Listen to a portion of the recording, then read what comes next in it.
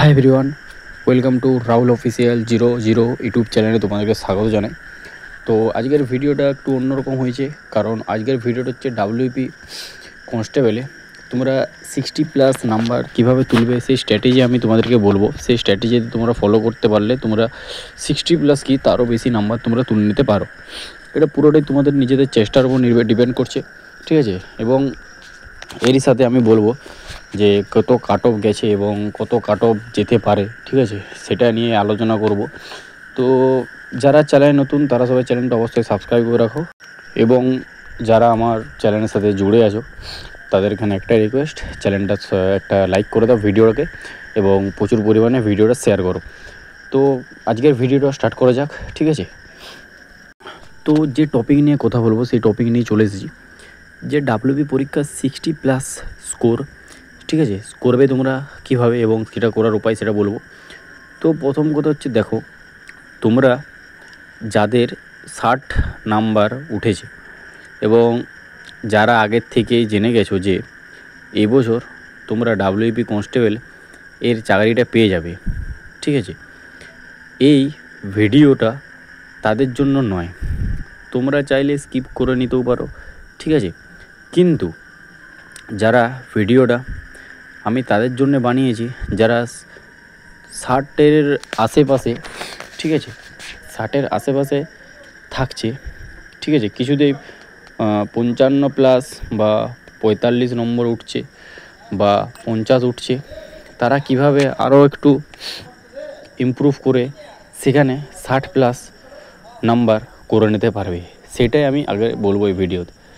যারা mock test দিয়েছো, যারা ভাবছো যে আমার 60+ নাম্বার উঠে গেছে, তাদের জন্য ভিডিওটা নয়, আমি তাদের জন্যই ভিডিওটা বানিয়েছি যাদের 60+ নাম্বার উঠছে না, মক টেস্টে অনেক কম নাম্বার উঠছে, আমি তাদের জন্যই ভিডিওটা বানিয়েছি বিশেষ করে।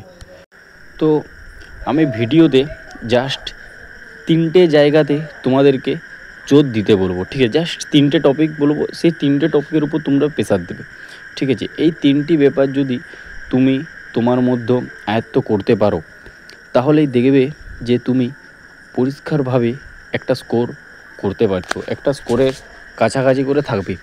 আমি সেই 3টি টপিক এই ভিডিওতে তোমাদেরকে বলবো, তাই আমি বারবার করে বলছি, যারা চ্যানেল নতুন চ্যানেলটা অবশ্যই সাবস্ক্রাইব করে রাখো, ঠিক আছে। তো যে ব্যাপার হলো, আমি ভেবেই নিলাম যে এই পরীক্ষার জন্য যারা প্রিপারেশন নিচ্ছ তারা অবশ্যই সিলেবাস সম্পর্কে অবগত থাকবে। তাহলে প্রথমেই তোমরা কাজ হলো যে সিলেবাস অনুযায়ী সমস্ত সাবজেক্টগুলো মোটামুটিভাবে একবার কমপ্লিট করো। তোমাদের যে সিলেবাস আছে সেই সিলেবাস অনুযায়ী সেই সাবজেক্টগুলো, মানে একবারে বলছি, একবারে না দেখা নয়, মোটামুটিভাবে ফোন না করলেও মোটামুটিভাবে সেই টাচ দাও, ঠিক আছে, জাস্ট ওটা ডিটেলস পড়ো কী আছে না আছে, মোটামুটিভাবে তোমরা একটা টাচ দিয়ে সিলেবাসটা মোটামুটি ক্লিয়ার করে রাখো আগে, ফার্স্ট তোমাদের কাজ 1 নম্বর। এরপর হচ্ছে দ্বিতীয় হলো বিগত বছরের প্রশ্নপত্র জোগাড় করা এবং সেটাকে বিশ্লেষণ করা। আগের বছর ডাব্লিউপি যে এক্সাম হয়েছিল সেই কোশ্চেন সেট তোমাদেরকে PYQগুলো বের করতে হবে। দেখো সমস্ত বিষয়ে সমস্ত অধ্যায়ে যখন তুমি একবার পড়বে তখন খুব সহজেই বুঝতে পারবে যে কোন প্রশ্নটা কোন অধ্যায় থেকে এসেছে। কেন বলছি, কারণ দেখো বিগত বছরের যে প্রশ্নগুলো তোমরা এখন অ্যানালাইসিস করবে, তখন তোমরা যদি সেই অধ্যায়টা ক্লিয়ার করে রাখো, সেই চ্যাপ্টারটা ক্লিয়ার করো, সাট করে বলে দিতে পারবে যেটা কোথাকার কোশ্চেন কোথার থেকে দেওয়া হয়েছিল।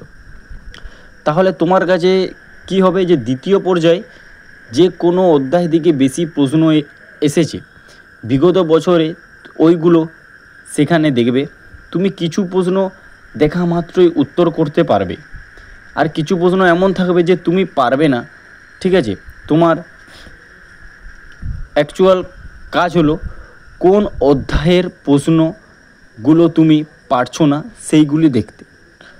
মানে বলে দিচ্ছি তোমাদেরকে, ধরো সিলেবাসটা ক্লিয়ার আছে, এরপর হচ্ছে সিলেবাসটা ক্লিয়ার থাকাকালীন ধরো যে প্রিভিয়াস ইয়ার্স কোশ্চেনগুলো তোমরা দেখলে, সেখানে ধরো 20টা প্রশ্ন আছে, 20টা প্রশ্ন তুমি যে দেখেছো চ্যাপ্টার, সেই চ্যাপ্টার ওয়াইজ তুমি 10টা প্রশ্ন মোটামুটি বলে দিলে, অ্যান্সার বলে দিতে পারলে। এরপর হচ্ছে যে 10টা প্রশ্ন পারলে না সেই প্রশ্নটা তোমাদেরকে অ্যানালাইসিস করতে হবে যে সেটা কোন চ্যাপ্টার থেকে এসেছে, ওই চ্যাপ্টার থেকেই ভালোভাবে পড়তে হবে।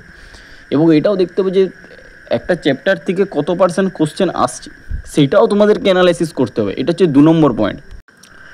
তো তুমি যেগুলো পারলে না সেই প্রশ্নগুলো নিয়ে ভালোভাবে বিশ্লেষণ করো এবং আরও ওই বিষয়গুলোর উপর জোর দিতে হবে তোমাদেরকে। যদি অঙ্কর ক্ষেত্রেও একই সমস্যা হয় তাহলেও তোমাকে সেম জিনিসটাই করতে হবে। দেখো, একটা কথা বলে রাখি, যদি তোমার কোনো বিষয়ে দুর্বল থেকে বা ভয় লাগে তাহলে সেটার উপর একটু বেশি জোর দিতে হবে। আর যেহেতু পরীক্ষার তারিখ এখনও কনফার্ম হয়নি, সেহেতু তুমি সময়ও দিতে পারবে, তাও তোমার হাতে সময়ও থাকবে। যে সাবজেক্টটা বা যে বিষয়টা তুমি পারছো না সেটার উপর তোমরা বেশি করে ফোকাস করো, সেটার উপর বেশি করে জোর দাও, সেটার কোশ্চেনগুলো বেশি করে করো। তো সর্বশেষ ও 3 নম্বর ব্যাপার হলো বেশি বেশি মক টেস্ট লাগানো ও সেটার বিশ্লেষণ করো। তো মক টেস্ট তোমরা দুম করে বললে দুম করে করতে পারবে না, সেই জন্য তোমাদেরকে সেই চ্যাপ্টারের সেই পুরোটা অ্যানালাইসিস করতে হবে যে কী চ্যাপ্টার আছে এবং কোথার থেকে প্রশ্ন আসে, আগে ভালো করে সেটা আয়ত্ত করতে হবে, তোমাদেরকে পড়তে হবে। না পড়লে কিচ্ছু হবে না, ঠিক আছে? ফার্স্ট টাইম হচ্ছে তোমাদেরকে প্রিপারেশান নিচ্ছ যখন, পড়ো ভালো করে পড়া হয়ে গেলেই যখন দেখবে যে আমার সিলেবাস মোটামুটি কমপ্লিট হয়ে গেছে, রিজনিং, ম্যাথ, জিকে, জিএস, ঠিক আছে, সব রিজনিং, ইংলিশ সব যখন কমপ্লিট হয়ে যাবে তখন তোমরা মকে পা বাড়াবে। যে বিষয়টা বলছি, দেখো এখন তুমি খুব সহজে মক টেস্ট দিতে পারবে, সেই জন্য অন্য প্ল্যাটফর্ম পাবে।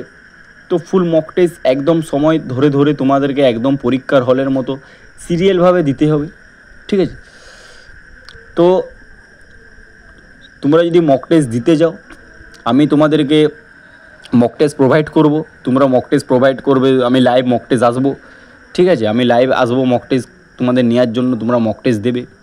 এর সাথে তারপর কত পেলে, হয়তো প্রথম দিন 45 পেলে, দেখো কোন কোন জায়গায় ভুল হচ্ছে আর কোন কোন জায়গায় ভুল করোনায় ঠিক হয়ে গেছে, ঠিক আছে? তো সেই যে ভুলটা হয়েছে সেই ভুলটা তোমরা দেখো যে কোন চ্যাপ্টার থেকে এসছে, কী জন্যে ভুলটা হলো, কেন বা ভুলটা করলাম। প্রত্যেকটা কোশ্চেন একটু একটু করে অ্যানালাইসিস করো, ঠিক আছে? চেষ্টা করবে নেগেটিভ না হয় সেদিকটা খেয়াল রাখতে হবে তোমাদেরকে।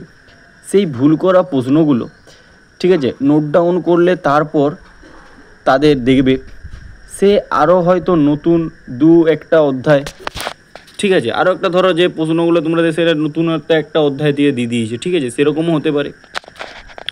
তো তারপর কি, তারপর হচ্ছে শেষবেলায় তোমার কাছে হলো সবগুলো রিভিউস, ঠিক আছে, মানে ধরো শেষে যে কোশ্চেনগুলো থাকছে সেগুলো ধরো যতগুলো হলো টোটাল সব কোশ্চেনগুলো আবার রিভিউ করে নিলে, পরীক্ষা দিয়ে যাওয়ার আবার রিভিউ আবার করে নেবে। যেমন এক্সাম দিতে যাবে ডাব্লিউবি বা কেপি, যখন এক্সাম দিতে যাবে তখন একবার অ্যানালাইসিস নিজে একবার বাড়িতে করে নেবে। এই 3টি ব্যাপার করতে পারলেই তুমি নিজে দেখতে পাবে যে তোমার প্রিপারেশানটা কি ইমপ্রুভ হয়েছে, কোথায় 40 থেকে 60 নম্বর চলে গেছে তোমরা নিজেরাই বুঝতে পারবে না। তো যাই হোক, ভালো থেকো, সুস্থ থেকো আর প্রিপারেশান চালিয়ে যাও, ঠিক আছে? আর আমার ভিডিও দেখতে থাকো, আমি তোমাদেরকে মোটিভেট করব, ঠিক আছে? আমার এই ইউটিউব চ্যানেলটিতে নতুন নতুন আপডেট বা নতুন নতুন কি ফর্ম বের হচ্ছে, এরই সাথে তোমাদেরকে মোটিভেশন করা আমার কাজ। সেই জন্যে বলছি চ্যানেলটা তোমরা ফলো রাখো, ঠিক আছে, এবং চ্যানেলটার সাথে জুড়ে থাকো এবং ভিডিও প্রচুর পরিমাণে শেয়ার করো। তো আশা করছি তোমরা বুঝতেই পেরে গেছো, তোমাদেরকে যে টপিকগুলো বললাম সেই টপিকগুলো ভালো করে দেখো, করো, প্র্যাকটিস করো, তারপর কি হচ্ছে আমাকে তোমরা জানাবে। তো এই ছিল আমার আজকের ভিডিও। দেখা হচ্ছে নতুন কোনো টপিক, নতুন কোনো ভিডিওতে। ভালো থেকো, সুস্থ থেকো এবং প্রিপারেশান চালিয়ে যাও। টাটা, জয় হিন্দ, জয় ভারত।